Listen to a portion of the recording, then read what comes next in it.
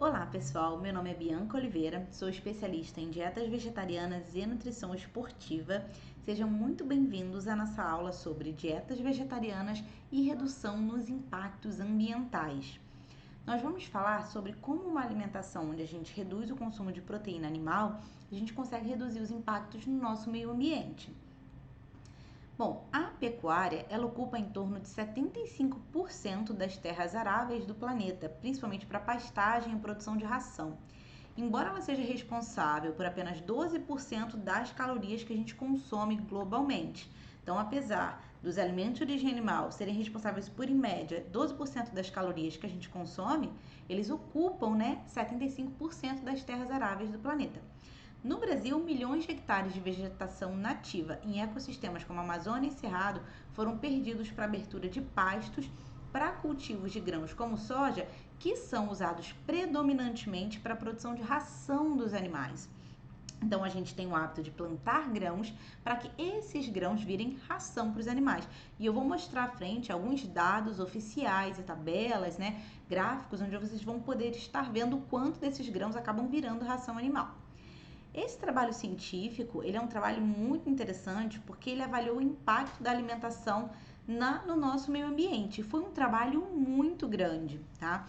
Foram pesquisadores de Oxford que compilaram dados de mais de 40 mil fazendas localizadas em 119 países. Então, foi um trabalho global. O objetivo desse trabalho foi analisar a nossa alimentação e o impacto dela no meio ambiente.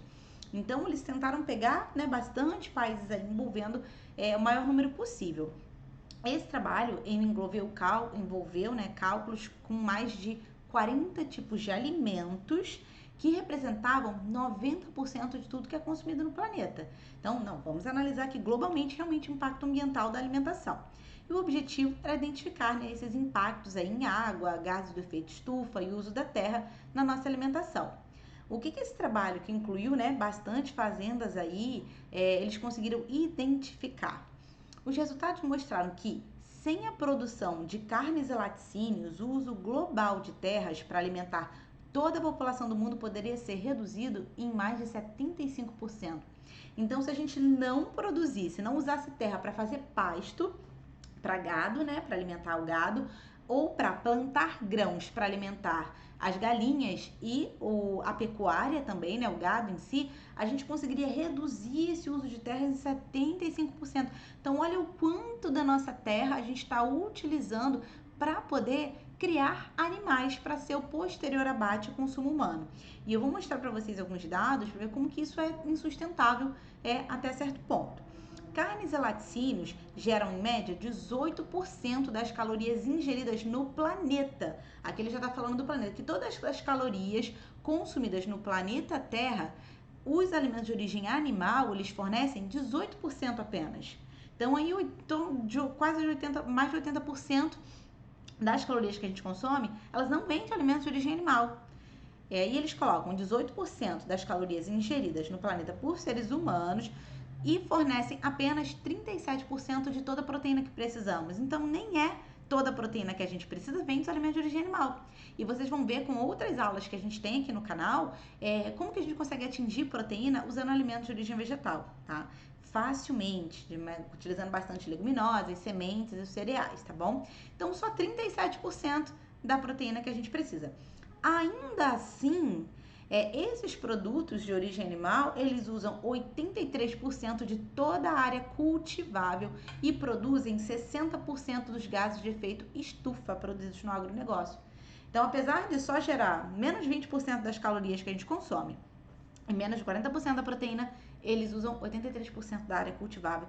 Então, peraí, se eu estou usando 80% da terra de cultivo para gerar produto de origem animal, então quer dizer que eu estou usando 80% da terra que eu poderia estar plantando grãos para o humano comer para alimentar animais? Para criar animais?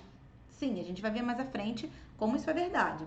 E eles concluem que uma dieta vegana, sem uso de alimentos de origem animal, provavelmente seria a melhor maneira de reduzir o impacto ambiental no planeta Terra. Não apenas de gases, mas também a acidificação global, o uso da terra, água. Seria até mais efetivo do que comprar um carro elétrico, que eles acabam concluindo aí nesse trabalho. Esse outro trabalho aqui, ele vê a emissão de CO2 em subgrupos da agricultura. E aqui, ó, isso aqui são dados de 2015, a fermentação entérica, que é, ou seja, pum, do gado, né, era responsável por mais de 50% da emissão desses gases. Então, até mesmo mais do que a cultura do arroz, queima de cana e algodão era só 1%. Então, até nesse sentido, os gases do efeito estufa, a gente tem aí esse gado piorando, né, nesse sentido.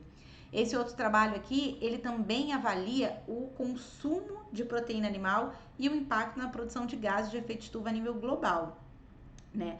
E aqui vê-se que a maior produção de gases, né, era quando se consumia mais de 100 gramas de carne ao dia, e conforme você vai reduzindo o consumo de carne ao dia, menos gases a gente tem aí de produção a nível global, tá? Então, a dieta vegana aqui com menor produção de gases de efeito estufa. E aí, quando a gente fala de desmatamento, um relatório da FAO mostrou que entre 1990 e 2005, 71% do desmatamento da Argentina, Colômbia, Bolívia, Paraguai, Peru, Venezuela e Brasil foi devido à demanda de pastos. Então a gente está desmatando drasticamente, né, a Amazônia e tudo mais, para poder fazer pasto ou plantar grãos para poder alimentar esses animais. E ele conclui aqui que no Brasil mais de 80% do desmatamento estava ligado à conversão de terras em terreno para pasto. Então você arranca árvores, você pega uma área onde você poderia estar produzindo grãos para consumo humano para fazer terra para pastagem ou plantar grãos aí para alimentar os animais. Esse trabalho aqui também, ele avalia justamente essa conversão aí de terras para pasto. A gente vê aqui que no Brasil, ó, em torno de 80%.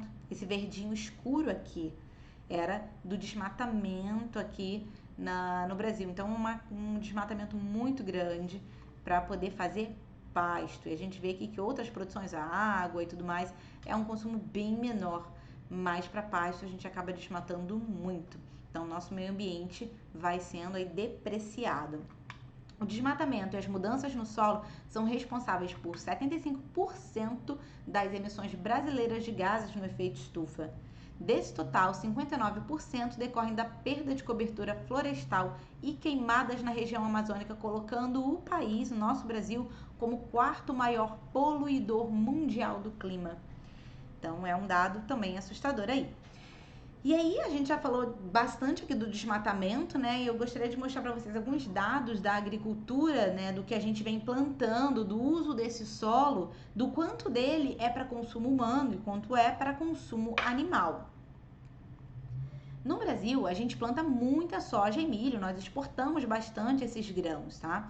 Então, aqui ó, em 2016, por exemplo, a gente plantou em primeiro lugar mais soja, em segundo lugar milho, terceiro feijão, e olha que feijão, a gente come bastante arroz com feijão, é cultural, mas ainda assim a gente planta mais soja. Pô, então o Brasil planta mais soja do que arroz com feijão? Do que o arroz com feijão juntos? Sim. Mas a gente come soja? Quase ninguém come soja, né? Mas os vegetarianos, mesmo assim, não é a base da alimentação deles. A gente acaba consumindo mais feijão mesmo. Então, para onde está indo essa soja? Esse outro trabalho aqui mostrou também a nível a porcentagem de participação aqui na Amazônia, tá? O plantio aqui na Amazônia também mesma coisa. Primeiro lugar soja, segundo lugar milho. Então a gente está plantando muita soja nas nossas terras e a gente não está consumindo essa soja. Para onde essa soja está indo? Agora a gente vai ver o que a gente está fazendo com essa soja que tanto a gente planta aqui no Brasil, que tanto se usa terras aqui no nosso Brasil, que é o que a gente mais produz praticamente. Bom, 44% da soja que a gente cultiva aqui no Brasil vai para exportação. Então a gente exporta, vende para outros países. Aí, né, do restante que fica, esses em torno de 50% que fica aqui no Brasil, 7% vai para estoque e outros usos domésticos, tá? 49% do que ficou desses grãos aqui, eles são processados. Então, 7% está estocado, 49% eu coloquei, exportei em grão in natura. 49% dos grãos que a gente produziu aqui, né, vão ser processados. Então, a metade aqui praticamente é na forma processada e não in natura. Então, vamos lá. 50% aqui para arredondar do que ficou no Brasil. O que a gente faz com esses grãos aqui? A gente processa de duas formas. 21%, agora pense que esse 49%, né, viram 100%. Vamos ver o que essa metade da soja produzida no Brasil, a gente faz com ela. 21% vai virar óleo, e aí esse óleo, uma parte a gente vai exportar, aqui em torno de 23%, e o outro vai para virar óleo de soja, óleos para uso comerciais, maquinários, enfim, né? Então, 21% da metade dos grãos que ficam no nosso país vira óleo. 79% desses grãos, né, que são processados aqui no Brasil, eles vão virar farelo. E para que é esse farelo de soja aqui? Uma parte, em torno da metade dele, é exportada na forma de farelo. Então, a gente exporta a soja na forma de farelo, na forma de óleo, na forma de grão in natura. Metade vai ser exportado e a outra metade, aqui 48% desse farelo, vira ração. Então, a gente pensa, caramba, de toda a soja que fica no Brasil, vamos pensar nesses 49% aqui, o que eu exportei como grão já foi, né? Metade da soja produzida, dessa metade aqui, quase toda ela, que é quase 80%, eu vou fazer farelo. Se virou farelo, esse 52% aqui que foi exportado também vai servir para alimentação animal, só que em outros países. E a outra metade para alimentar os nossos animais. Então, a gente vê que a gente planta muita soja e que, na verdade, a maior parte dessa soja é utilizada para alimentar animais, seja aqui mesmo no Brasil, ou seja, para alimentar animais aí na exportação que foi para fora, também na forma de farelo. Então, gente, metade da soja que fica no Brasil, 80% dela vira alimento para animal. E, poxa, a gente planta muita soja aqui, ó. A gente já viu lá que 52% na Amazônia foi soja. Pô, metade da produção, muito mais do que arroz com feijão, muito mais do que mandioca, muito mais do que cana-de-açúcar, que a gente faz açúcar. É soja para alimentar animais. Então, estamos usando os nossos recursos de terra para fazer ração, praticamente, né? Agora, vamos ver do nosso consumo de água aqui no Brasil, tá? De toda a água que a gente utiliza, que é água potável, né, água para consumo geral, 72% dessa água aqui, ela vai para agricultura, seja para plantar, né, para irrigar as nossas terras, que é água doce, né, para irrigar as nossas terras. 11% vai para consumo animal, consumo direto animal, para eles beberem ou para produção ali na própria pecuária, higienização, consumo de animais no geral. 9% para consumo humano. Então a gente vê, caramba, então assim, do consumo urbano que a gente tá falando aqui, ó, em verdinho, tá vendo? 9%, a gente tá falando da gente beber, da gente tomar banho, da gente limpar nosso quintal, lavar a casa, lavar teu carro, encher a tua piscina. 9% da água do Brasil é pra gente consumir. 11% é para os animais. Por isso que a gente fala que uma dieta vegetariana economiza muito mais água do que você tomar um banho curto ou desligar a torneira na hora de escovar o dente. Porque se você não consome carne, você já vai reduzir muito o consumo de água de maneira indireta, né? Porque 11% vai para animais. E pense comigo, a gente já não viu aqui que a maior parte do que a gente planta no Brasil tá virando grão, ração?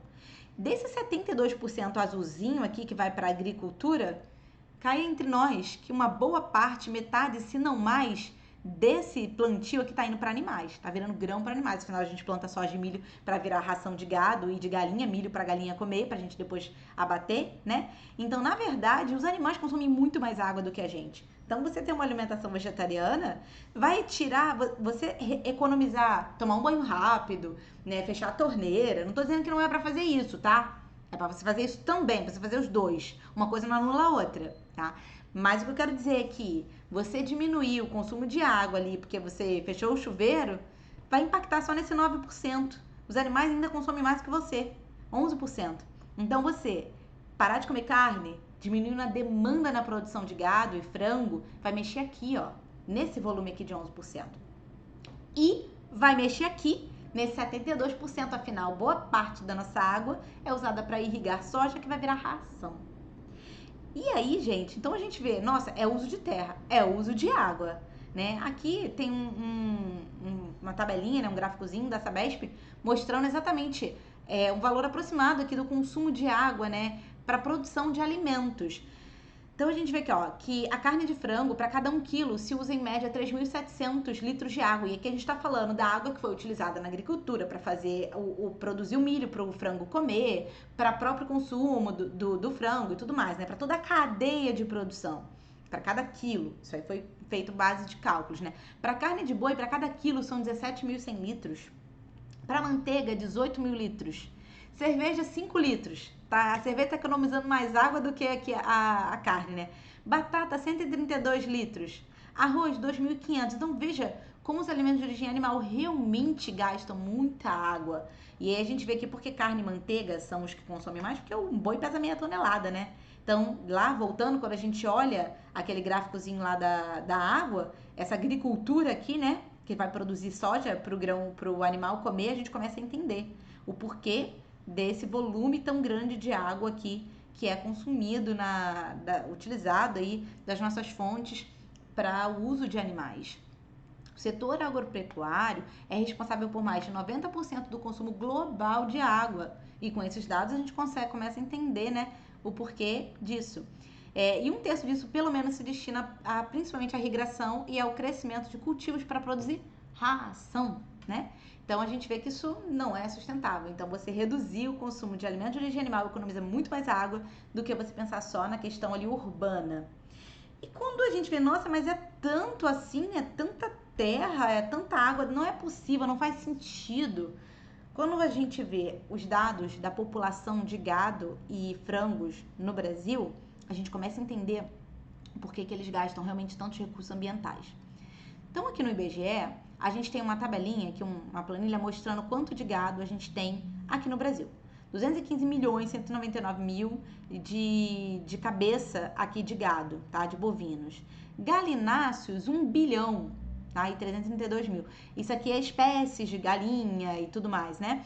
E galinha em si, no geral, tem 222 milhões aqui. Agora vamos ver quantas pessoas a gente tem no Brasil. Isso lá no site do IBGE está em constante atualização, vocês conseguem ver. Aqui tá a data e o dia de atualização, tá? A gente tem 215.146. Volta lá no boi, 215.199. Ou seja, e galinha, 222. Galináceos, 1 bilhão. Gente, olha só, a gente tem mais cabeça de gado do que gente no Brasil. A gente tem 6 vezes mais espécies de galináceos do que gente. Pô, uma pessoa pesa em média 70 quilos, um boi meia tonelada. É óbvio que aqueles dados que a gente viu de água e uso de terra e uso de grãos, tá certo. Porque se eu tenho mais boi do que pessoas no Brasil, então, como eles comem muito mais do que a pessoa, é óbvio que eu vou usar mais água e mais terra para alimentar esse gado.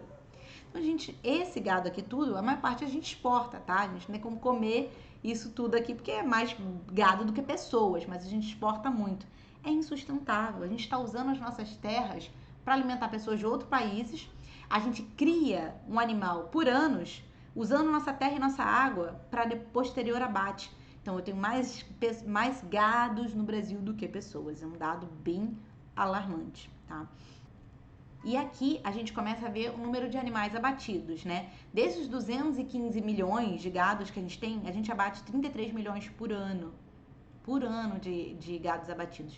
37 milhões de porcos abatidos e 5 bilhões de galináceos aqui abatidos por ano, né? E uma boa parte vai para exportação.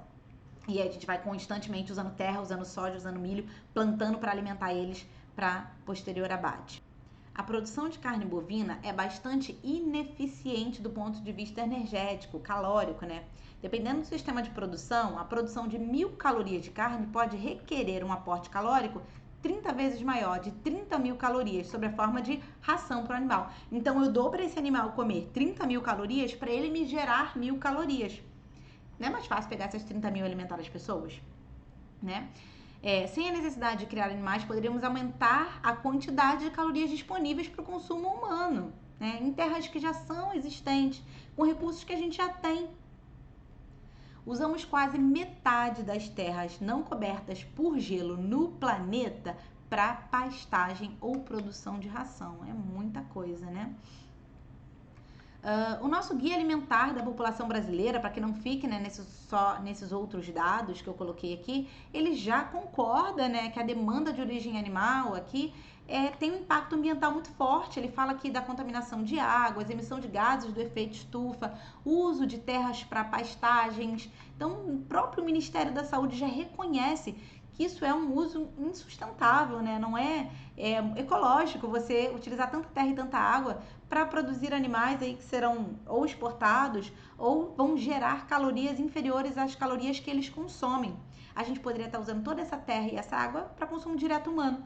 Daria para acabar com a fome, né? Se a gente pensasse assim.